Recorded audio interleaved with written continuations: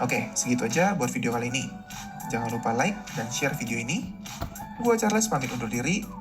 Jangan lupa subscribe. Thanks for watching. Salam Solar Public and see you again in my next video. Bye-bye. Tu macam tutorial detail tau. Sepatutnya aku kena tengok tu. Tadi ke macam kesalahan ke apa ke kesalahan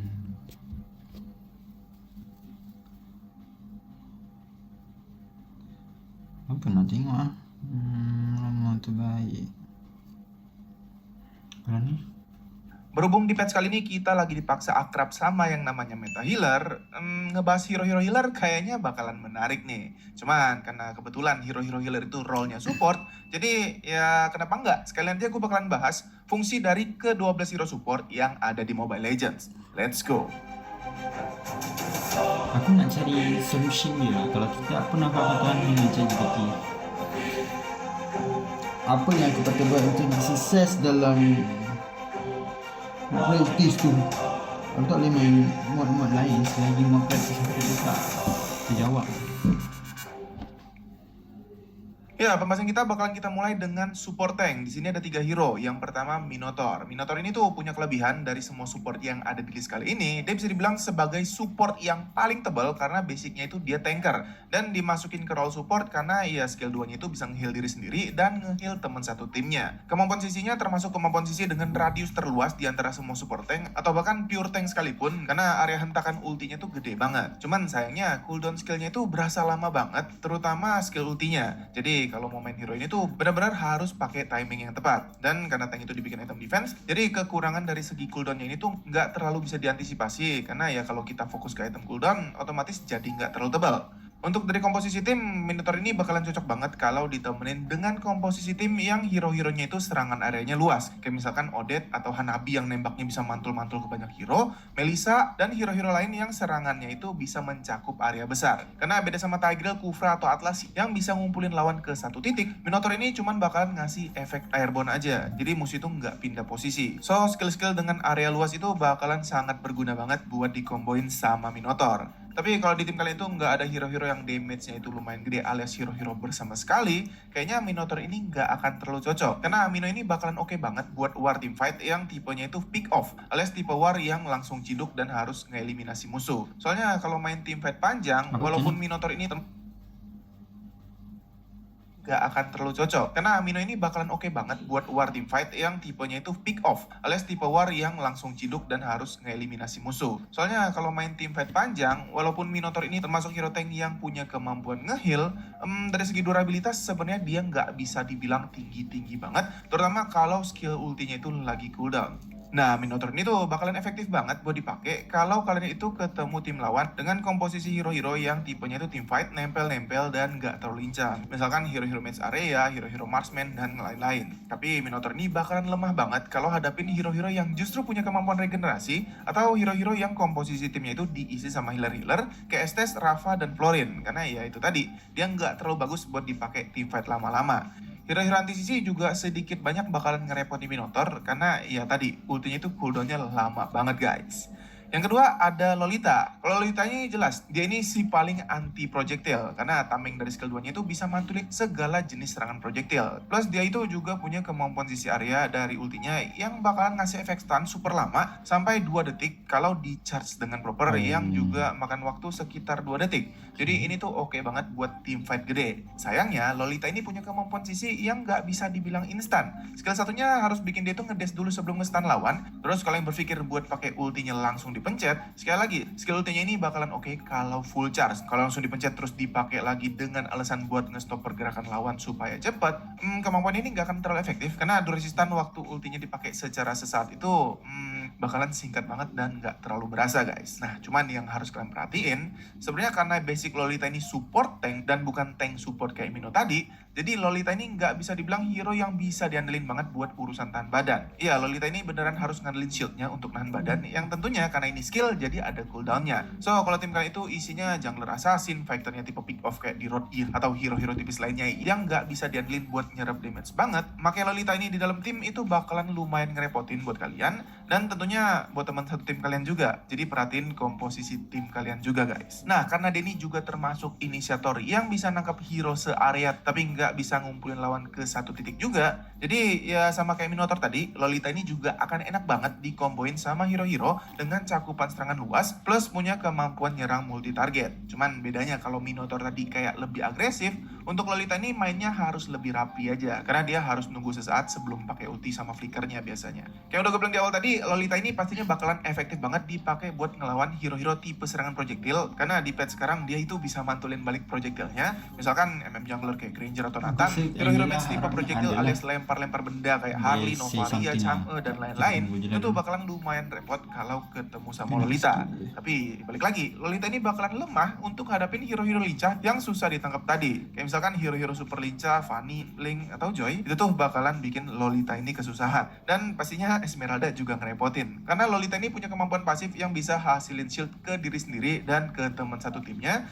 dan nggak bisa diatur keluarnya kapan dan keluar atau enggak. Jadi ini tuh bakalan sangat nguntungin Esmeralda kalau di tim lawan itu ada Lolita. So, harus selalu diperhatiin. Next ada Johnson. Untuk Johnson ini jelas tanker dengan mobilitas tertinggi di antara semua hero yang ada di Land of Dawn. Gimana enggak kan? Dia punya kemampuan ulti untuk berubah jadi mobil dan ya dia bisa keliling kemana-mana dengan kecepatan yang lumayan tinggi. Kemampuan inisiasinya bisa dibilang di atas rata-rata karena dia bisa nabrak lawan entah dari manapun dia mau, dari depan, dari belakang, dari kiri, dari kanan, bebas selagi nggak kelihatan musuh dan posisinya tepat. Ini tuh bakalan ngeganggu banget guys. Plus ya pastinya karena bisa bawa satu penumpang dan ya karena sekarang kemampuan ini diimprove yang bikin nggak sembarang orang bisa dibawa seenaknya, plus bisa ngangkut penumpang bahkan waktu mobilnya Johnson ini udah jalan, bikin Denny jadi salah satu hero yang unik dan pastinya menarik banget. Tapi sayangnya kemampuan dari Johnson yang bikin Denny bisa patroli kemana-mana justru kadang-kadang jadi pedang bermata dua. Soalnya di saat romer lain jagain teman satu timnya, Johnson ini malah seakan-akan asik aja jalan-jalan. Ya min satu romer lah. Tim itu kadang-kadang bakalan berasa nggak ada romer gitu loh. Yang paling berasa impasnya siapa? Ya pastinya gold laner yang akhir-akhir ini rata-rata selalu dijagain sama paketan MM plus romer, entah itu support atau tanker. Jadi kalau ada Johnson di tim sendiri tuh kayak ompong satu lah. Untuk komposisi timnya, kalau dilihat dari hero, kalau teman kalian itu hero-hero yang emang harus ada di dekat lawan dan tipe serangannya itu burst, tapi kadang-kadang agak susah buat positioning. Itulah kenapa Odette jadi combo terbaiknya, karena damage ulti Odette memang sakit, tapi untuk position Odette ke tengah-tengah kerumunan lawan itu agak lumayan menantang. So, disitulah fungsi Johnson buat posisi si Odette ke tengah kerumunan lawan. Bonusnya ya ketabrak Johnson dulu jadi ada efek sisinya lagi. Kalau enggak ya kalian juga bisa pakai hero-hero burst lainnya, Vel, Kadita, Eudora, atau Aurora yang belum di revamp sekarang nih. Tapi untuk Aurora yang udah di revamp kayaknya agak kurang. Kenapa? Karena ya kalau Johnson dikomboin sama hero-hero tipe pop, kayaknya bakalan nggak langsung instant kill, dan ini cukup berbahaya karena bisa bikin Johnson atau teman satu timnya bahkan malah ke pick off sama tim lawan. Plus kalian juga harus perhatiin nih, gold laner kalian itu punya kemampuan bertahan hidup yang baik pas nggak dijagain romer apa enggak. Karena ya gold laner zaman sekarang tuh rata-rata manja. Dikit-dikit ngomel kalau ditinggal, dijagain aman. Sekalinya ditinggal mati. Nggak bisa jaga posisi, nggak bisa jaga diri, banyak nyari kill, nggak bisa dan lain-lain. Itu salah satu alasan perubahan Johnson yang sebenarnya bikin dia ini sekarang jadi lebih bagus, tapi nggak bikin Johnson jadi hero yang meta. Ya karena gold lanernya manja. Tapi kalau cuma dilihat dari hero gold laner yang dipakai di luar dari cara mainnya yang kadang-kadang ya gitu deh. Johnson ini bisa dipakai kalau gold laner kalian itu MM yang punya kemampuan bertahan hidup lumayan oke, kayak misalkan Popol Kupa yang emang udah berdua dari awal, atau ya hero-hero marksman yang punya kemampuan dash jadi nggak gampang-gampang mati.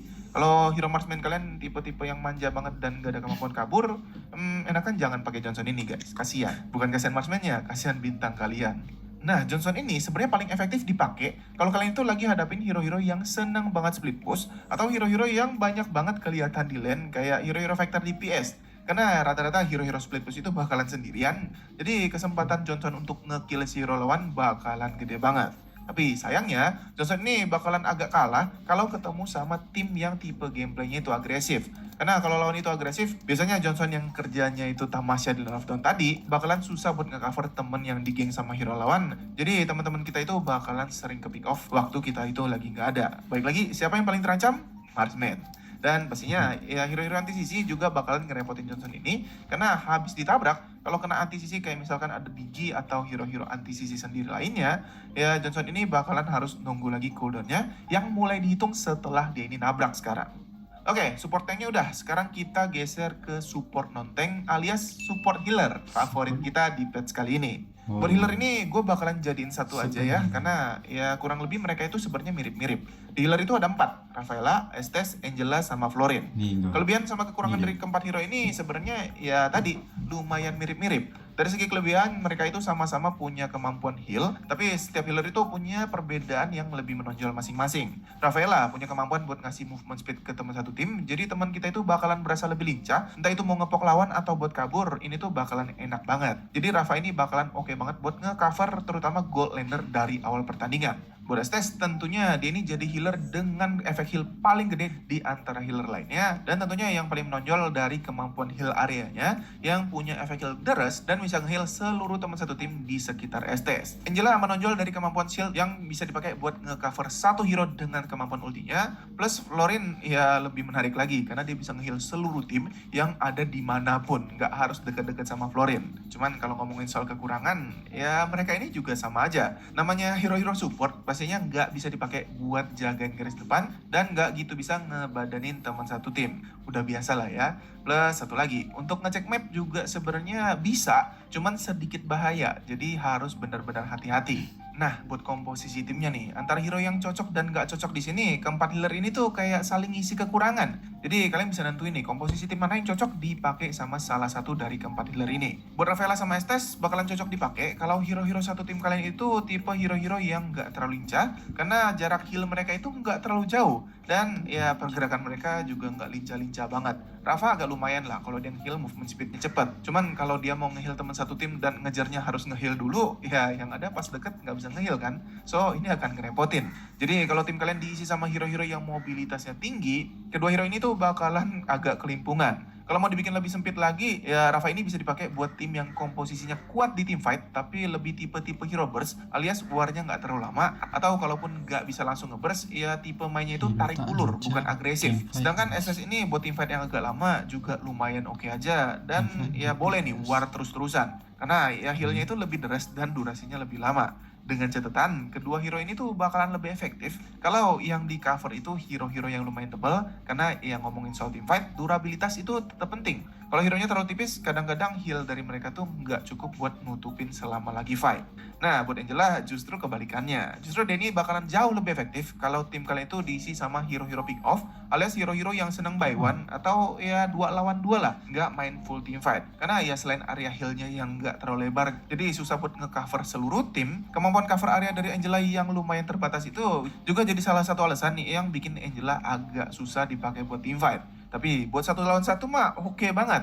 Bahkan hero-hero lincah kayak Link, Lancelot, Fanny, atau apapun nggak akan jadi masalah buat Angela. Karena ya dia bisa pakai ultinya dari mana aja dan langsung nempel ke teman satu tim. Kalau dipakai team fight justru malah nggak akan seefektif waktu tim itu diisi sama support Estes atau Rafaela. Jadi beda fungsi lah. Terus yang terakhir itu. So dia boleh bersama dengan tim yang hero the pick off bikin buat nutupin selama lagi fight. Nah, buat Angela justru kebalikannya. Justru Danny bakalan jauh lebih efektif kalau tim kalian itu diisi sama hero-hero pick off, alias hero-hero yang seneng buy one, atau ya 2 lawan 2 lah, nggak main full team fight. Karena ya selain area healnya yang nggak terlalu lebar, jadi susah buat nge-cover seluruh tim, kemampuan cover area dari Angela yang lumayan terbatas itu juga jadi salah satu alasan nih yang bikin Angela agak susah dipakai buat team fight. Tapi buat 1 lawan 1 mah oke banget. Bahkan hero-hero lincah kayak Link, Lancelot, Fanny, atau apapun nggak akan jadi masalah buat Angela. Karena ya dia bisa pakai ultinya dari mana aja dan langsung nempel ke teman satu tim. Kalau dipakai team fight justru malah nggak akan seefektif waktu tim itu diisi sama Estes atau Rafaela. Jadi beda fungsi lah. Terus yang terakhir itu Florin. Nah ini yang menarik. Buat war kecil alias 1 lawan 1 oke. One by one Angela nih, one by one dengan healnya di mana aja. Tapi sayangnya dia itu nggak akan terlalu oke kalau kalian itu tim yang mainnya nggak terlalu agresif dan butuh team fight panjang alias butuh regenerasi yang super gede. Karena regenerasi dari Florin itu nggak bisa dibilang deres banget. Dan salah satu alasannya ya karena slot itemnya lebih sedikit daripada hero-hero pada umumnya. So kalau dia bawa item full peningkatan magic power pun, peningkatan magic powernya nggak akan bisa terlalu maksimal. Dan ya tentunya kalian harus tahu ya, hero-hero armor support ini tentunya punya keunggulan yang kurang lebih mirip, yaitu mereka akan lebih unggul untuk hadapin hero-hero tipe DPS yang ngurangin darah lawan pelan-pelan, dan bakalan lemah banget untuk hadapin hero-hero burst damage, hero-hero anti regen kayak Baxia, dan item regen. Loi yang senang lawan-lawan nempel juga bakalan ngerepotin, dan pastinya khusus buat Angela yang ngasih shield akan jadi ngerepotin kalau ketemu sama Esmeralda. Oke, lanjut. Kita ke hero-hero support sisanya. Tapi sebelum kita lanjutin, jangan lupa Kejap. Maksudnya apa tadi? buat Angela yang DPS yang ngurangin maksimal. Dan satu lawan satu mah oke banget. Bahkan hero-hero lincah kayak Link, Lancelot, Fanny, atau apapun nggak akan jadi masalah buat Angela. Karena ya dia bisa pakai ultinya dari mana aja dan langsung nempel ke teman satu tim. Kalau dipakai tim fight justru malah nggak akan seefektif waktu tim itu diisi sama support Estes atau Rafaela. Jadi beda fungsi lah. Terus yang terakhir itu Florin. Nah ini yang menarik. Buat war kecil alias satu lawan satu oke. Team fight gede juga oke. Karena ya healnya di mana aja. Tapi sayangnya dia itu nggak akan terlalu oke kalau kalian itu tim yang mainnya nggak terlalu agresif dan butuh team fight panjang alias butuh regenerasi yang super gede. Karena regenerasi dari Florin itu nggak bisa dibilang deres banget. Dan salah satu alasannya ya karena slot itemnya lebih sedikit daripada hero-hero pada umumnya. So, kalau dia bawa item full peningkatan magic power pun, peningkatan magic powernya nggak akan bisa terlalu maksimal. Dan ya tentunya kalian harus tahu ya, hero-hero nomor support ini tentunya punya keunggulan yang kurang lebih mirip, yaitu mereka akan lebih unggul untuk hadapin hero-hero tipe DPS yang ngurangin darah lawan pelan-pelan, dan bakalan lemah banget untuk hadapin hero-hero burst damage, hero-hero anti regen kayak Baxia, dan item mereka. Masalahnya aku lawan Layla kalah. Masalahnya macam mana? Aku dah lawan Layla tu banyak kali pun kalah. Dia katanya dia cakap apa tadi? Unggul. Untuk hadapin hero-hero tipe peningkatan magic power pun, peningkatan magic powernya nggak akan bisa terlalu maksimal. Dan ya tentunya kalian harus tahu ya, hero-hero nomor support ini tentunya punya keunggulan yang kurang lebih mirip, yaitu mereka akan lebih unggul untuk hadapin hero-hero tipe DPS yang ngurangin darah lawan pelan-pelan, dan bakalan lemah banget untuk hadapin hero-hero burst damage, hero-hero anti regen kayak Baxia, dan item regen. Loi yang senang lawan-lawan nempel juga bakal ngerepotin, dan pastinya khusus buat Angela yang ngasih shield akan jadi ngerepotin kalau ketemu sama Esmeralda. Oke, lanjut. Hero-hero anti regen kayak Baxia dan item regen. Loi yang senang lawan-lawan nempel juga bakal ngerepotin, dan pastinya khusus buat Angela yang ngasih shield akan jadi ngerepotin kalau ketemu sama Esmeralda. Oke, lanjut. Kita ke hero-hero support sisanya. Tapi sebelum kita lanjutin, jangan lupa buat kalian Alah, dia tak cerita macam dia tak cerita spesifik hero tu lah. Macam mana lah.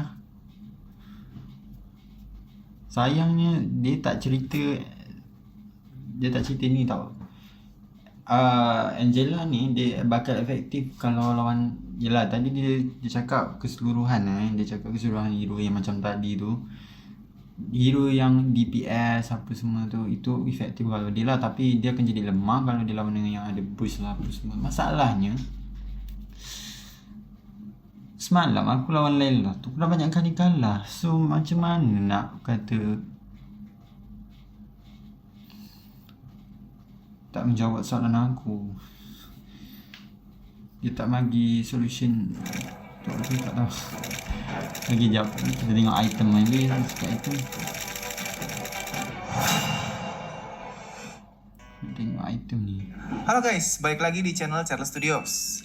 Hari ini kita akan nerusin pembahasan kita ke role yang bisa dibilang cukup penting nih ya. Support. Buat hero yang role-nya pure support sebenarnya dikit banget ya. Tapi di meta sekarang, banyak hero-hero non-support yang suka dijadiin support juga. Karena syarat jadi hero support sebenarnya yang penting itu si hero punya kemampuan buat kasih hambatan ke musuh waktu mengejar hero-hero core timnya yang biasanya HP-nya tipis-tipis. Jadi boleh pakai hero support beneran atau match juga sebenarnya boleh. Nah, cara build item hero-hero support itu yang paling penting di awal pertandingan waktu kalian mau dampingin hero-hero core